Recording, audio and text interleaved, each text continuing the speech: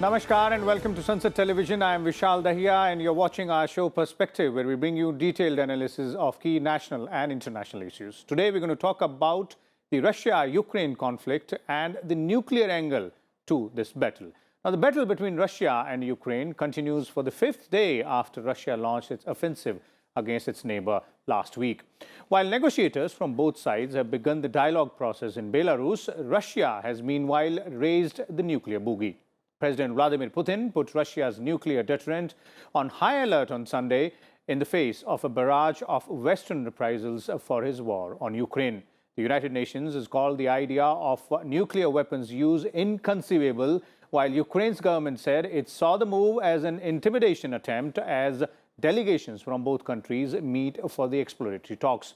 Western powers, meanwhile, including the United States and NATO, have also sharply protested Putin's decision to put his country's nuclear deterrence forces into a special mode of combat service. Meanwhile, tens of thousands of people are fleeing the fighting, with most crossing into Poland and others seeking shelter in Hungary, Romania, Moldova, and Slovakia as well. Today, we will discuss and analyze all aspects of this conflict, including this nuclear angle. And for more on this, we're joined by a distinguished panel. Let me first introduce them to you, beginning with Dr. Rajiv Nayan, who is here with us in the studio. He's a Senior Research Associate at MPIDSA. We're also joined by Ms. Manpreet Sethi. She's a Distinguished Fellow at Center for Air Power Studies, and Professor Madhavdas Nalpat is also joining us, UNESCO Peace Chair at Manipal University. Welcome, all of you, to Sunset Television. I'll start with you, Dr. Nayan. Of course, sort of summarizing with the conflict stand that we would like to begin with. But let's also touch upon the most important and significant aspect of this conflict now. That is the nuclear angle. The question, and the most important question, is why such a stand being taken by Russian President Vladimir Putin just 5 days into the conflict? No, first of all, there is nothing new in it. Those who have read Russian nuclear doctrine will not be surprised by the statement given by President Putin. They have already got 400 ICBM on alert. This is their policy. And he has just stated his policy. The only, you can say, question is the timing. Why did he make this statement when there is a crisis? When there is, you can say, quote-unquote, invasion or war taking place? As Ukrainian government says that it is intimidatory tactics. Yes, it could be intimidatory tactics, telling that, yeah, nuclear weapon is not out of this military strategy. This is one big point which we may want to see. But it is a written document that says that their third division is always on alert. So this is what he is stating, the obvious. He is not stating anything new or anything which is away from Russian stated doctrine. Okay. So I am not surprised. I don't know why it has been sensationalized too much by the media. I mean, even United States government has said, don't make this kind of reckless statement. Yes, this statement at this time may not be desirable because it may just escalate, it may just create fear, or it may just create panic. Okay. This is the only issue I see. Otherwise, I don't see anything very dramatic, drastic taking place now. Okay. Okay. So what you're referring to is that this is part of their, nuclear doctrine as well. Perhaps part of their strategy also. 1/3 of their nuclear warheads, nuclear arsenal will always be on alert. So that they have just told, okay, sit on alert, our deterrence forces. And he has used the term deterrence forces. What is perplexing is to deter sanctions. But yeah, if you again go through their doctrines, you will find that they may see it threatening their survival, something like that, key infrastructure. But it is slightly odd. Okay. Using it against sanctions, like threatening to use it against sanction. Okay. This is a bit, not acceptable. Why are you saying like that? Okay, sanctions are slightly throttling. It is suffocating the Russian government, Putin especially, when there is even individual sanctions against him. People are protesting even inside Russia. So these could be issues. Okay. But when using the statement is bizarre, I will just say. Okay, and the timing is also very crucial here. Professor Madhavdas Nalpat, I'd like to bring you in here. if we go through the statements which have been made by the Russian president in the past 5 days, the first statement did make a clear indication to other nations also that anyone who interferes is not welcome, will do it at their own peril, and will face the consequences which, their nation's history might not have seen. From there to this statement in 4 days of putting the nuclear deterrent forces on high alert, what should be the interpretation here? Just a strategy, or, in line with their nuclear doctrine, as Dr. Nayan is saying? The timing seems suspect, though. Look, I'm really surprised that strategic analysts across the world do not understand the importance of Belarus and Ukraine to Russia. Now, please remember, Vladimir Putin, even when he was born into a family which was serving the Communist Party, which was a theist, he was secretly baptized as a Christian, as a Russian Orthodox Christian. And he's been a Christian throughout his life. I'm surprised that people are forgetting that the original home of the Russian Orthodox Church is Kiev in 988. And it is from Kiev that Vladimir I, the Russian emperor at that point in time, he announced his baptism into Christianity because he was marrying the Byzantine emperor's daughter, Basil II, if I remember. And as a consequence, from then on, Russia became a Christian state. The Soviet Union tried to make an end of that, and that is among the most important factors, as for example in Poland, behind the fall of communism there. So please understand why this is important. Please also understand that, we in India take our 5,000 years of history seriously, and correctly so. Our Prime Minister has very correctly drawn attention to the fact that the history of India goes back at least 5,000 years. Narendra Modi is absolutely right. Putin, he keeps talking about history, and Western historians, poor chaps, their history books are maximum 60 or 70 years back into history. And they don't, for them, even about, 70 years is quite a lot. Usually it's about 70 months. The reality is, very, very frankly, that Kiev, Ukraine, is central to the Russian Orthodox Church. And Belarus is central to the Russian Orthodox Church. And if every other part of the world completely becomes anti-Russian, these two countries cannot be allowed to become anti-Russian by any student of Russian history. They know why. Any serious student of Russian history. Now, I want to end by saying it's obvious why NATO wanted to get control of Belarus. They tried to do that through a kind of street revolution, which they succeeded in doing in Ukraine. If you remember, the Maidan Revolution, so-called, in which an elected government led by a Russian-speaking president, Yanukovsky, was basically toppled and replaced by street demonstrations, which were regarded as the birth of freedom in Ukraine. Well, they wanted to repeat that in Belarus, and so far as Ukraine is concerned, they wanted to solidify that, because if NATO had control over Ukraine, it would have, in a sense, control over the heart of the Russian Orthodox Church. And Vladimir Putin is supposed to be the defender of that church. But one small question here, Professor Nalpat, one small question here, given the context which you're referring to. If that's the situation, and historically that's the situation is also rightly, but why then, issue a threat or make statements like putting your, nuclear deterrent forces on alert in a conflict with a nation which is so important and so crucial to your country's existence? I'm talking about Russia and Putin here.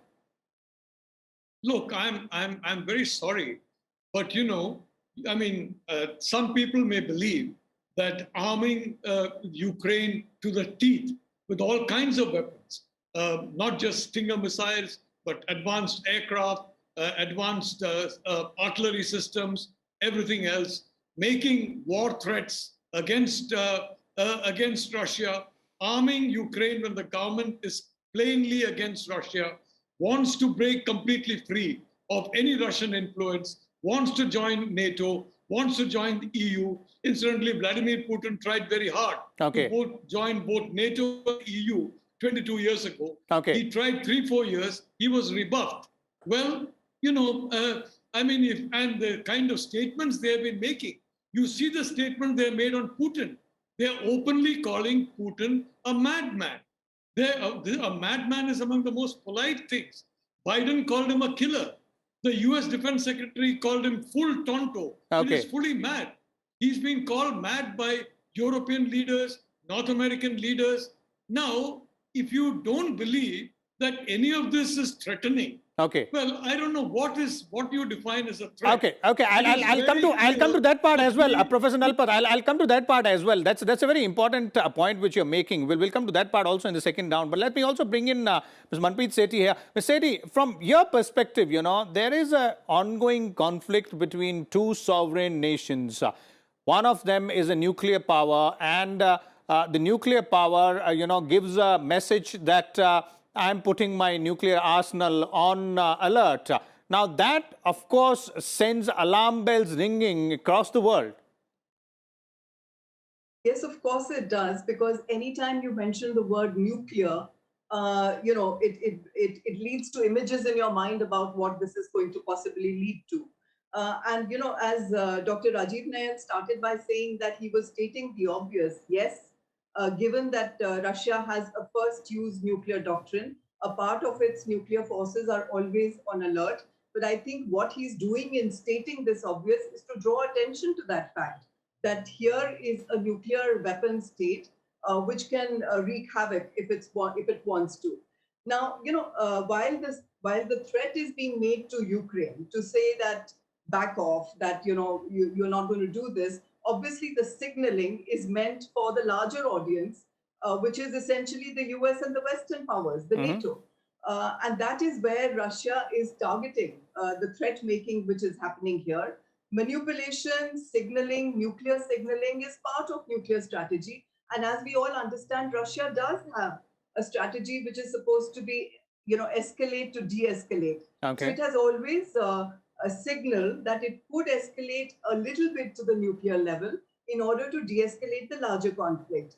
Now, whether this can ever serve a purpose is a different matter. But given that manipulation of the mind of the adversary is the purpose of a nuclear weapon, this is exactly the reason why he's made this statement today. So there is no surprise in the timing in which the statement has been made, except that it seems to have come a rather bit early. Just fourth day into the conflict, and he starts talking about raising the alert levels of nuclear weapons, even when the US and NATO have made it very clear that they have no intention of militarily getting into the conflict, except for providing equipment and material to Ukraine to hold off Russia. Now, I agree with Professor Nalpat on how important Ukraine and Kyiv is to Russia. I think we all need to understand that there are certain red lines, and to touch those red lines then creates more security dilemmas than actually resolving them. So this will have to be treated rather differently in terms of how Ukraine is kept neutral, non-aligned, independent, to the extent that it becomes a buffer between the two regions. That's a very important aspect there, an interesting way to put it in terms of the overall conflict as well. But coming back to the nuclear angle, as Ms. Sethi was referring to, that it looks like this is the strategy which you were earlier pointing out, Dr. Nayan, that escalate to de-escalate. But amidst all this, conflict which is going on, and again, this aspect of the statement coming in on the fourth day, this is a very dangerous strategic play, isn't it? Definitely, but before that, I would like to touch upon the issues which Professor Nalpat had raised about the history. And second thing which Manpreet told about the buffer zone, which generally people expect, statisticians expect it to be. Look, there is class of history. Just a couple of months ago, Putin made a very fascinating speech, maybe running around 24, 22 pages if you just bring down on A4 size. And he has tried to negate Ukrainian concept of nationalism or denied Ukrainian nationalism, which has been, in fact, Ukraine has built its own narrative of Ukrainian nationalism away from Russian nationalism. It started well with Hershkovsky. His 10-volume work tried to counter Russian concept, Russian nationalism. It says Ukraine is different. Okay. It tried to do so. And in fact, it carried on. It was, the person was arrested, then he had, later on, the Soviet regime gave him very respectable farewell when he passed away. Okay. But all these things happened. So there was a struggle. So what I would like to say, once Putin has to convince Ukrainian that you are part of us, like his statement starts, Ukraine and Russia are the one. So if you are hammering on that, so this is not the way. So you have to, once you are fighting an ideological battle, and you have to convince them that we are one, like whether it is Belarus or that. So then this strategy may backfire. Okay. So this is one point I would like to mention. Second, even Yeltsin, I mean, if you could recollect, just after the collapse of the Soviet Union and the formation of several states out of it, Yeltsin had also protested that Crimea cannot go to Ukraine, plus 2 states which territories which we are witnessing Donetsk and Luhansk. So they were also not part, and they are not part. In fact, there was a press statement made after that. So this is a long, old struggle. There is no doubt about it. And of course, Russia faced all the major onslaughts from Napoleon Bonaparte to Hitler through Ukraine. So it is strategically also no doubt relevant. But slightly, I don't know, nuclear issue, should it have been brought in, as Manpreet rightly pointed out, it was a signal to NATO and the Western Bloc in general. Okay. I think it is bad signaling. It is what is happening now. Russia is losing its image all over the world. Its position, even it is losing its sympathy from its old friends. So now, if there is any voting, I mean, I saw one of the votings taking place in one of the international organizations. Not even 7 to 8 countries are siding with it. So this kind of behavior will further isolate Russia. Okay. And it will make the task of its friends further difficult. Okay. So I think I don't know whether as I told you, Russia is a strategically very rich country. It has got great heritage, a strategic heritage, which many, even China, I hold that it doesn't have. Okay. But it is strategically not a very good move. So once you are you going to target, what are you going to do? Are you going to target the entire population and kill them in Kyiv or in other places? Or you are going to introduce nuclear arsenals in it? So what are you signaling? Perhaps as Manpreet said, escalate to de-escalate. No, the escalate to de-escalate is like Brezhnev doctrine was renounced immediately in 1985, which had come. So it had some relevance at that point in time, but right now it might. What are you escalating? Now you have already escalated. It might play against you. That's what you're pointing out. Well, she has a point. If you read the Western newspapers yesterday, okay. I mean, it is badly mixed up. Once they say they told that Russia is making this statement, immediately they're saying, and Ukraine is ready for talks. Okay. It means it conveys the message because Russia is giving this message. That's why Ukraine is ready. These will obviously be a part of discussion and analysis. We'll have to look at situations more. Facts will tumble out as well. But quickly, we're running short of time. But Professor Nalpat, I'll come to you for 2 minutes before I go to Manpreet for the concluding comments. In terms of, the overall historical aspect as well, which you pointed out, and as Dr. Nayan also referred to it, ultimately, at the end of the day, these are 2 sovereign, independent countries. Look, I want to point out that modern war involves war on the health of citizens. We have seen that in play over the last 2 years. It involves financial war. And if I may say so, it doesn't just involve kinetic war. There's been a financial war going on against Russia. Now, Putin has said time and time again, and remember, I have always stood for a strong India-US security alliance, a partnership between India and the United States to protect the Indo-Pacific. Both Rajiv and Manpreet are aware of that. Okay. I'm speaking from that perspective. The reality is he has always warned that you come after me with sanctions, I will respond more forcefully. Okay. Each time he responded forcefully, they came up with more sanctions. He responded even more forcefully. And this action-reaction escalation has been continuing. Putin has done exactly what he said he would do. And I again want to remind you, for heaven's sake, please don't underestimate the importance of Kiev as a spiritual capital of Russia. It's not Moscow, it's Kiev. And to NATO and to Putin. NATO has, even from 1992, my two friends on this panel agreed, been hostile to Russia. Now they are once again very happy because once again the entire West has forgotten China, forgotten the Indo-Pacific, and is concentrating on Russia as in the past, even after 1992, which is absurd. So the fact of the situation is selective amnesia on history, putting all the onus on one particular side and not another side. There has to be equal-minded treatment. In my view, Russian forces will finish their offensive only after Ukraine is demilitarized in effect, that it no longer poses a military threat to Russia, whether in NATO or whatever. And if NATO comes there, well, there is likely to be a wider conflict involving the nuclear dimension. That's what Putin is saying. Don't think when this issue is concerned, and I'm going to, when you're crossing a red line, I'll cross your red line. So may I say, we are at a very dangerous moment. Indeed. 2 weeks of this war, the global economy will be very severely impacted. Indeed. It is a very dangerous moment. You're right, Professor Nalpat. It is indeed a very dangerous moment, both from the security point of view, the safety point of view, as well as economic point of view. Quick concluding comments from you, Manpreet.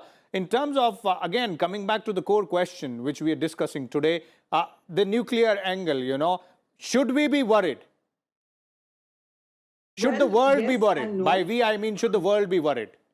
Yes, I understand that. And I think the answer to that is yes and no. As far as the nuclear weapons are concerned, yes, because there are larger consequences of even the signaling, the brinksmanship which is playing out. Because even as the stock markets might have crashed everywhere, the stock of nuclear weapons is likely to go up as a result of what we are seeing here. Already Belarus has passed a referendum yesterday saying that they don't want to remain non-nuclear any longer. Countries like Japan are reconsidering whether they should have nuclear weapons of their own. So there is likely to be greater proliferation as a result of what we are seeing here. The value of nuclear weapons could go up, and that is a matter of concern because the risks of the inadvertent use of nuclear weapons grow when the numbers of weapons grow with many more countries and the command and control processes take time to stabilize. But as far as the use of nuclear weapons by Russia is concerned, while one can never say never, with President Putin, I don't think it can ever make sense to him that he could use the nuclear weapons and come out looking better in this conflict. Okay.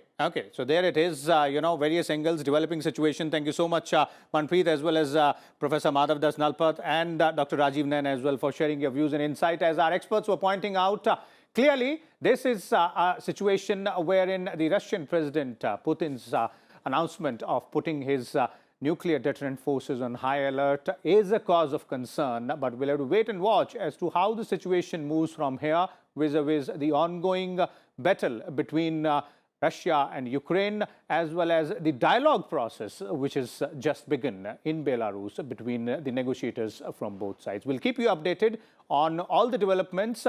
But before we leave, let us also inform you about a very important announcement vis-a-vis our show Perspective. In fact, from tomorrow onwards, that is 1st of March, Perspective will be aired at 8:30 p.m. on Sunset Television instead of 9:30 p.m. So every day you can catch a new episode of Perspective at 8:30 p.m. Although all these episodes will be available on our YouTube channel as well, where you can go log in and find out the respective episodes and watch them as well. We'll come back again tomorrow with a different topic. Till then, keep watching Sunset Television. Thank you.